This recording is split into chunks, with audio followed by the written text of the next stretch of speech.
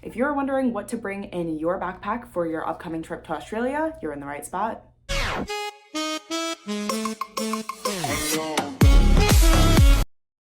All right, what is up, you guys? My name is Alexia. Welcome back to my channel. If you're new here, I mostly make content about food, fitness, and fun. So if that's anything that you're interested in, make sure to hit that subscribe button. So this video is slightly different to the type of content I usually create because I just got back from my most recent solo backpacking trip in Australia. So before I left, I watched a bunch of YouTube videos about what to bring, things to know, and I was a little nervous. So I thought now that I'm back and I have a little bit more experience, I'd like to make my own series of videos about Australia, things to pack, what to do. So if that's anything that you're interested in, make sure you subscribe because I have a lot more videos on the way. Without further ado, let's get going with what to bring in your backpack. All right, so before we get started, I think it's important to actually show you guys the backpack that I used. So I got quite lucky. My cousin is a quite experienced backpacker, so I actually just borrowed her bag instead of getting my own. But this is a 55-liter backpack. This is pretty much what it looks like. I will add a photo right here about what it looks like when I'm wearing it, but it's not too bad actually. It's not super heavy. It's right around 30 pounds, which is not too bad. And there's tons of straps, a set of straps in the front, a set of straps around your waist to help balance you out. So great bag overall. I would recommend 55 liters. I think it was perfect for me. For reference, I'm 5'6" and around 145 pounds. So the bag was a good size in comparison to what I'm like size-wise. I went on this trip by myself in December of 2023, and keeping in mind that although it is winter here in Chicago and New York, it is summer season over in Australia, so that definitely impacted the types of things that I packed. So let's go through from the top to the bottom of this bag. So in the top compartment, normal sunscreen for my face, waterproof. An umbrella was quite essential. It did rain quite a bit out there. It was wet season. A hat, protect yourself from the UV rays.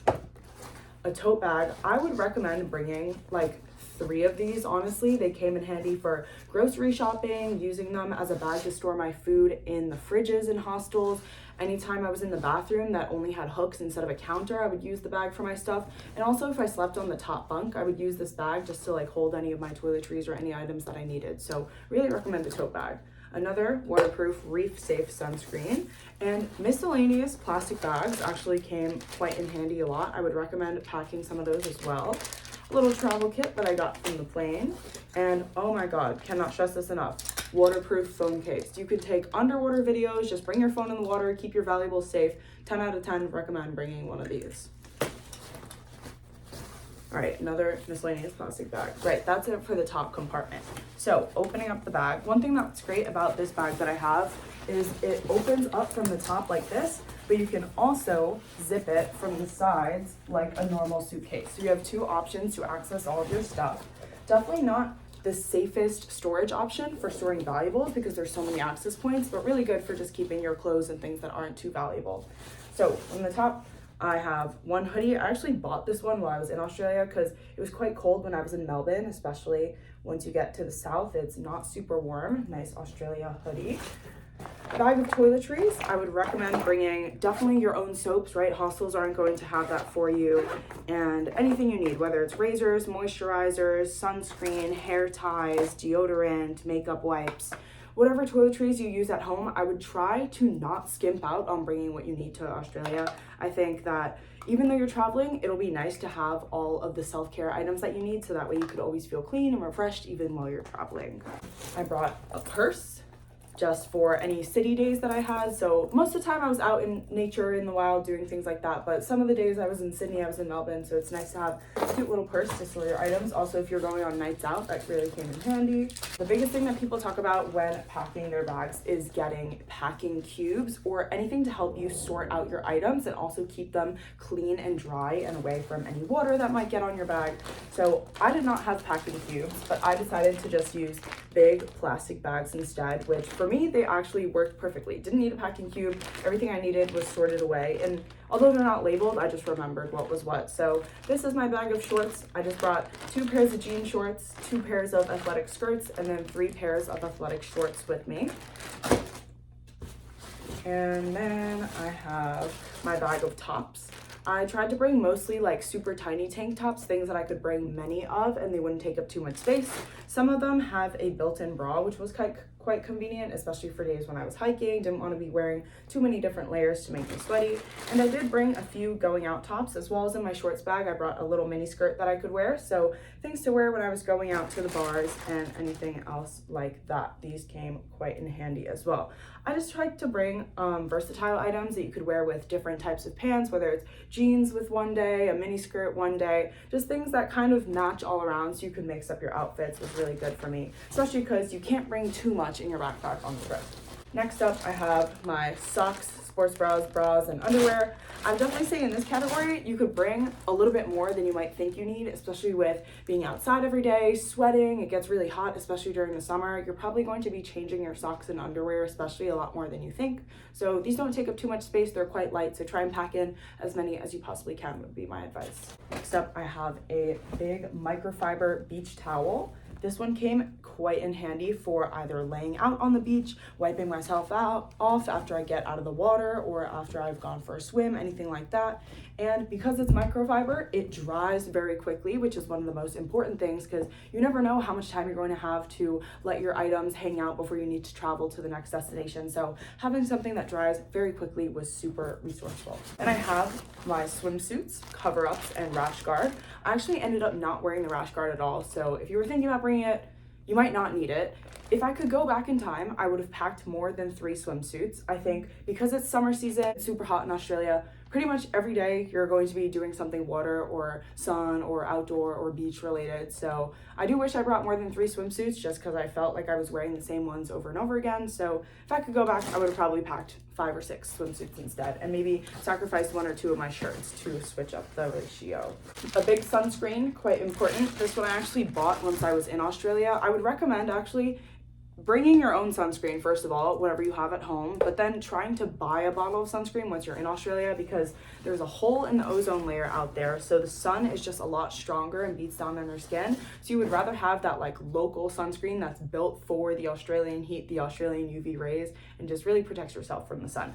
Speaking of sun protection, a nice cover up, this little white long sleeve, like super loose tee. I liked wearing this a lot because it lets the wind through, it doesn't make me too hot, and it's a nice white color so it matches with any of my swimsuits. Most importantly, my laundry bag. Obviously, as you're traveling, you're going to accumulate loads and loads of dirty laundry. So having a big mesh bag like this was quite helpful for me, because it just helps to air out your laundry so it doesn't get super incredibly stinky, but also once it's time to do your laundry, you could just throw this bag in the washing machine and the dryer as well to clean it each time you do a load, and it folds, it'll shift into any shape, so once you're packing your suitcase or your backpack, it makes it quite easy just to ram it in there and get all your stuff where it needs to go.